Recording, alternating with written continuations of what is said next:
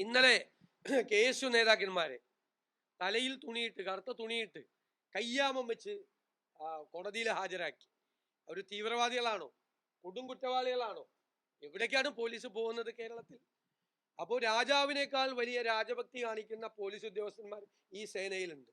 ഇവരെല്ലാം എല്ലാ വൃത്തികേടുകൾക്കും അഴിമതിക്കും കൂട്ടുനിൽക്കുന്ന ഉദ്യോഗസ്ഥന്മാരാണ്. അവർക്ക് പാർട്ടി സംരക്ഷണം കൊടുക്കുന്നത് കൊണ്ടാണ്, പാർട്ടി നേതാക്കൾ ആവശ്യപ്പെട്ടിട്ടാണ് കള്ളക്കേസിൽ KSUക്കാരെ കുടുക്കി, വിദ്യാർത്ഥി നേതാക്കന്മാരെ കള്ളക്കേസിൽ കുടുക്കി തീവ്രവാദികളെയും കൊടും ക്രിമിനലുകളെയും കൊണ്ടുവരുന്നത് പോലെ തലയിൽ തുണിയിട്ട് കയ്യാമം വെച്ച് കോടതി കൊണ്ട്. എന്ത് നീതിയാണ് കേരളത്തിൽ നടപ്പാകുന്നത്? രാജാവിനേക്കാൾ രാജഭക്തി കാണിക്കുന്ന എല്ലാ ഉദ്യോഗസ്ഥന്മാരും ചെവിയിൽ നുള്ളിക്കോ. പണ്ടൊക്കെ ഞങ്ങളെല്ലാം പൊറുക്കുമായിരുന്നു, ഇനി ഇതെല്ലാം ഞങ്ങൾ ഓർത്തു വെക്കും. ചെവിയിൽ നുള്ളി വെച്ചോ. ഒറ്റൊരുത്തൻ കാക്കിയിട്ട് നടക്കില്ല. ഒറ്റൊരുത്തൻ കേരളത്തിൽ ഈ വൃത്തികേട് കാണിക്കുന്ന ഒരുത്തനും കേരളത്തിൽ കാക്കിയിട്ട് നടക്കില്ല. അത്രമാത്രം തോന്നിയാസവും അസംബന്ധവുമാണ് ഇവർ കാണിക്കുന്നത്. വിദ്യാർത്ഥി നേതാക്കന്മാരെ തലയിൽ തുണിയിട്ട് തീവ്രവാദികളെ പോലെ പോലീസ് സ്റ്റേഷനിൽ കൊണ്ടുവരുന്ന കാടത്തം എവിടെയാണുള്ളത്? എവിടെ മുഖ്യമന്ത്രി? എത്ര സംഭവങ്ങളാണ് കേരളത്തിൽ ഉണ്ടാകുന്നത്? ആഭ്യന്തര വകുപ്പിന്റെ ചുമതലയുള്ള മുഖ്യമന്ത്രി എന്തേ മൗനം പാലിക്കുന്നു? ഞാൻ ഒട്ടക പക്ഷിയെ പോലെ മണ്ണിൽ തലപൂഴ്ത്തിയിരിക്കുകയാണ്.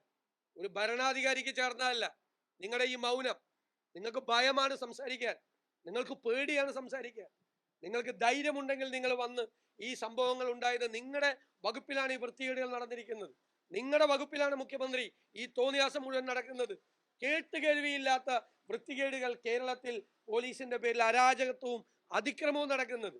കേരളത്തിലെ പോലീസ് എന്ന് പറയുന്നത് ഒരു തീവ്രവാദികളെ പോലെയാക്കി നിങ്ങൾ മാറ്റി.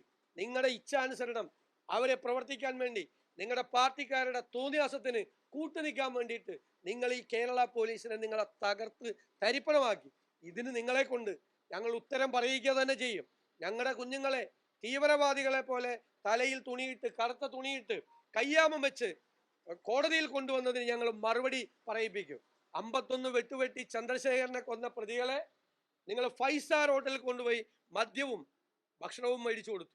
എന്നിട്ട് ഈ പാവപ്പെട്ട പിള്ളേരെ കള്ളക്കേസിൽ കുടുക്കി നിങ്ങൾ തലയിൽ തുണിയിട്ട് നമുക്കിതൊക്കെ മറുപടി പറയിപ്പിക്കാം. ഞങ്ങൾ സംശയം വേണ്ട, ഒരു സംശയവും വേണ്ട.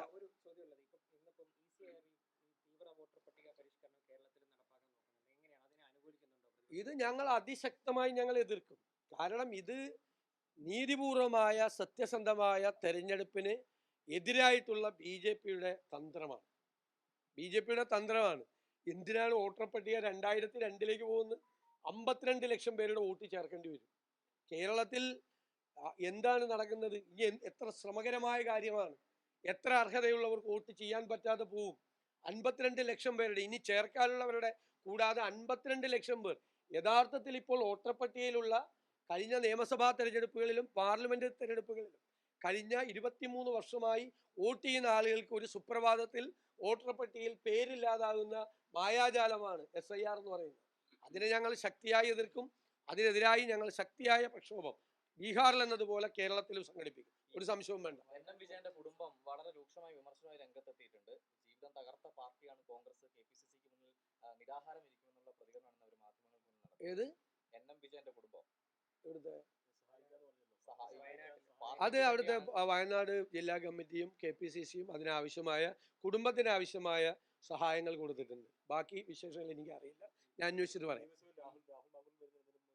ഇല്ല, ആ വിഷയം ക്ലോസ് ചെയ്താണ്, ചാപ്റ്റർ ക്ലോസ് ചെയ്താണ്. ഒന്നുമില്ല, അത് നിങ്ങൾ തന്നെ കൊടുക്കുന്ന വാർത്തകളാണ്.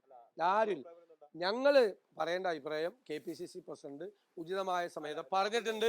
ആവശ്യമുണ്ടെങ്കിൽ പറയും. ഞങ്ങൾ അതൊക്കെ പറഞ്ഞു. ഞാൻ ഇന്നലെ വളരെ കൃത്യമായിട്ട് പറഞ്ഞു. Nothing more, no more comments.